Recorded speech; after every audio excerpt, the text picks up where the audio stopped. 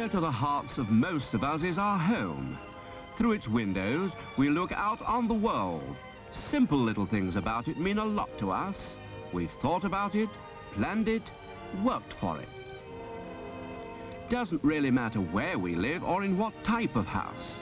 Cotswold stone, black and white Cheshire, with large or small garden. For the flowers in our garden always smell the sweetest to us. Could be only a window box, or perhaps a favourite plant, for maybe our home is in a towering block of modern flats, near the pulsating throb of one of our great industrial cities.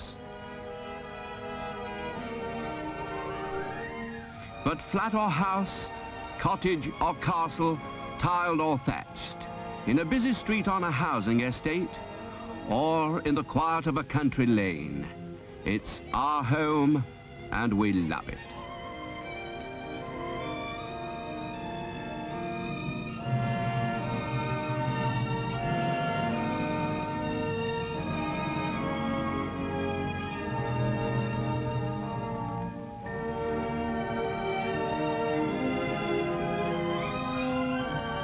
The face of the old country is certainly changing, but still there remains much of our heritage unspoiled, the loveliest and most fertile country in the world. What could be more beautiful than a field of waving barley at harvest time? Barley after harvesting becomes malt. A malt is used to brew beer. Here, specially selected barley is being harvested for Davenports beers, soon to be enjoyed in countless homes. Prize-winning ales and stout, brewed by the traditional skill which has been handed down through the ages. Brewed from barley grown to perfection in the fertile soil of old England. Grain matured by our rains and sunshine. First sown and now harvested by men whose forebears have farmed these same lands for generations. Here in the brewery, the grains of barley, now crushed into flakes of malt, are commencing their journey down to the mash tuns. In these large copper-lined cylinders, they meet the hot water or liquor, which converts the malt into a steaming mash.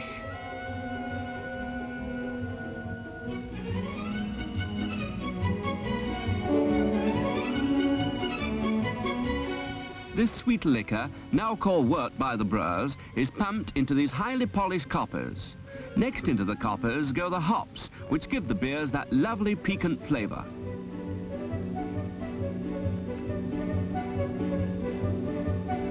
These men are adding the health-giving, vitamin-producing yeast, and for at least a week the beers, constantly checked, remain in these fermenting vessels, whilst the yeast works to produce those superb beers enjoyed in homes throughout the land.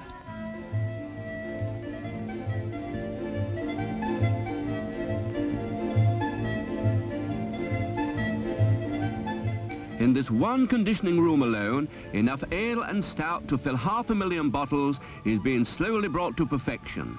From these conditioning tanks, beers arrive clear, bright, and ready for bottling. Bottles must certainly be in a worthy condition to hold such beers, and each one is washed for 20 minutes through 4 separate compartments, from scalding hot to clear, cold water. This machine washes over 16,000 bottles an hour. After washing and inspection, the bottles dance and twist on revolving tables, as if eager to be filled and corked again before starting once more on their journey to customers' homes.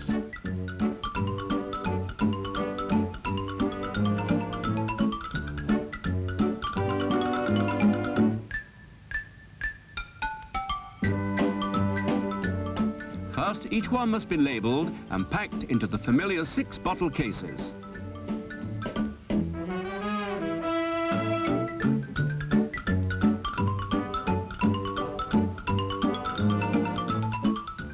These are then stacked 100 to a board to make future handling easier and more efficient.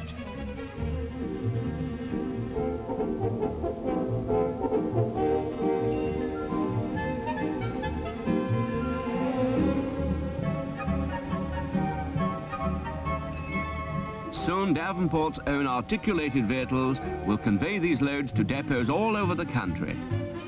From Lancashire and Yorkshire in the north throughout the Midlands and south to Somerset, Berkshire and the outskirts of London.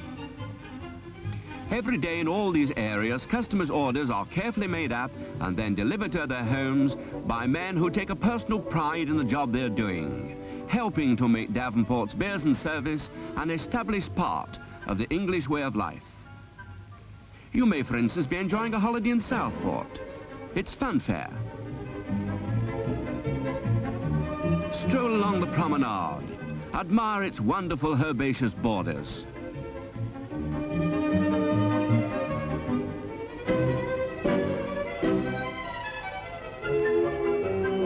See the country's biggest flower show. Each year, thousands of visitors come from every part of England to inspect and marvel at the nurseryman's patience and skill which has helped to produce such lovely exhibits.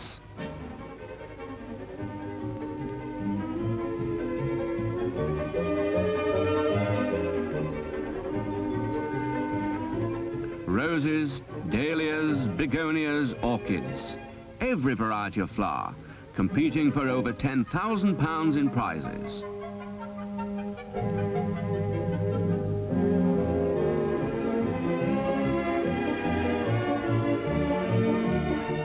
How about a little vegetable soup? You may be enjoying the elegance of Lord Street, but sooner or later you'll see a delivery vehicle from our new Southport depot. From the new customers in Southport to the old customers of historic Nottingham, where an underground passage known as Mortimer's Hole still leads from the rocks below into the castle grounds. In the year 1330, when Roger Mortimer and Queen Isabella were spending a Saturday night and Sunday morning together, King Edward and a band of nobles used the passage, surprised the couple, executed Mortimer and imprisoned the Queen. Sounds like a television play, but television and Nottingham Castle remind us of Robin Hood and Sherwood Forest. This is the Major Oak, said to have been Robin's hiding place from the Sheriff and King John. We know he and his lads in Lincoln Green had great fun with their bows and arrows.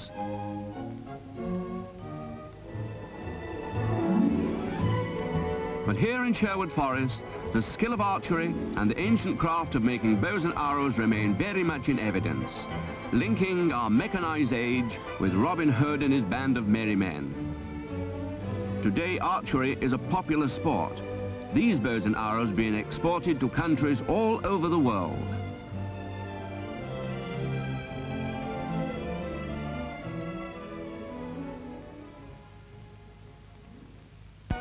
From Nottingham to the city and county of Bristol, where heritage and love of tradition still produces trumpeters dressed in medieval livery to herald Her Majesty's judges at the opening of the assizes, or the Lord Mayor and Sheriff on civic occasions.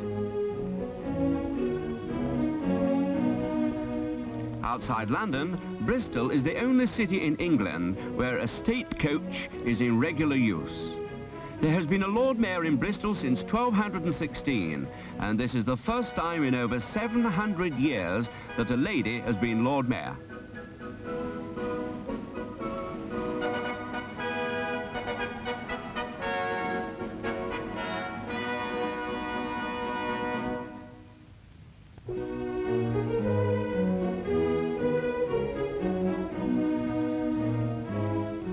A very famous Bristol inn is the Landogger Trow, where Daniel Defoe talked to Alexander Selkirk, afterwards creating and writing the story of Robinson Crusoe. Through this slit at the Hole-in-the-Wall Tavern, the good folk of Bristol kept a watchful eye for the press gangs.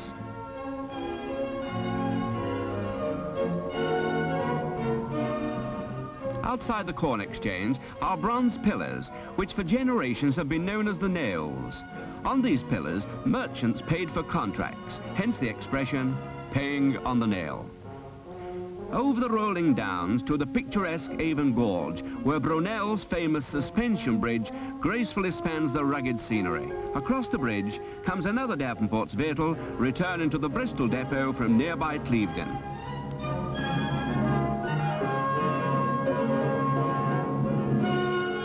Clevedon, where the heroic Nurse Cavell was educated, where lived the poets Coleridge and Tennyson, and where Thackeray found inspiration for many of his stories. Here at Walton Bay, Whistler painted some of his most glorious sunsets.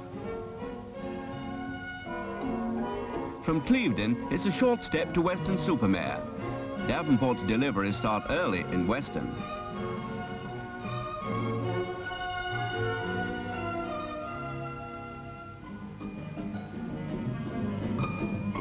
To Weston come many Midland families for healthy, peaceful retirement.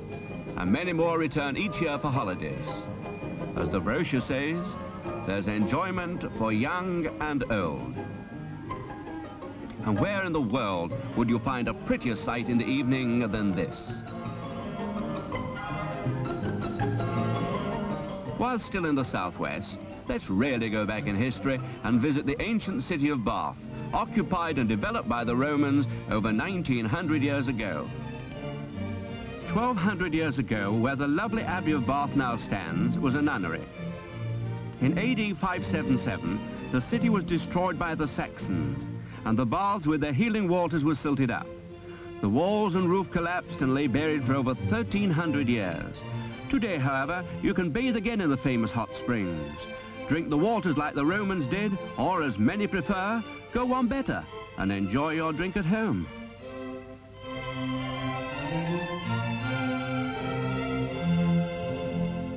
From Bath, let's follow the Romans' march north to Gloucester.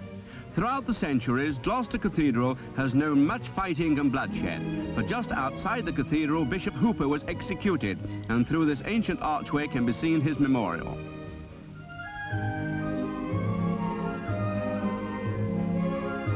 Through another archway can be seen this modern sculpture called Family Group, which, following the old tradition, was beheaded by some disapproving Gloucester citizens.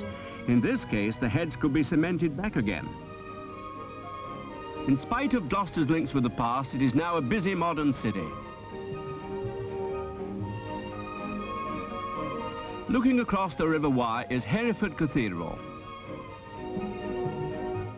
Hereford, whose history is so shrouded in the mists of time that no one can say how or when it began. Certainly the Romans were here nearly 2,000 years ago. But moving quickly to 1650, we find that in an alehouse beneath the shadow of the bishop's palace was born the #1 glamour girl of the 17th century, pretty, witty Nell Gwynn. How Nell hitchhiked her way to London is anybody's guess, but she did. And King Charles II gave her a right royal welcome. Everybody knows that Nell Gwynn persuaded Charles to found the Chelsea Hospital for Old Army Pensioners, and that she suggested the style of uniform. But few are aware that she got the idea from Hereford, where as a young girl she saw in their red coats the Army Pensioners of Coningsby Hospital, founded in 1614 by Sir Thomas Coningsby.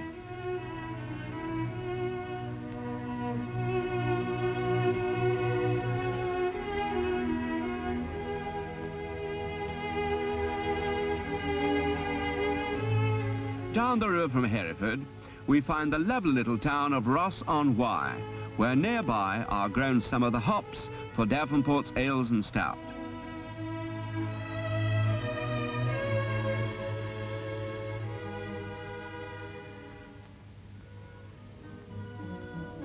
Hop growing requires very specialized knowledge, with constant care and attention before deciding on the correct time for harvesting.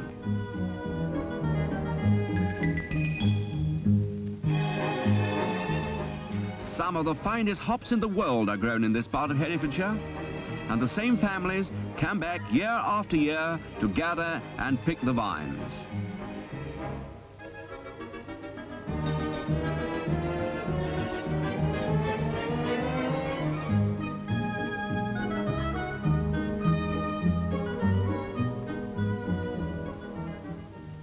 Travelling across the beautiful Worcestershire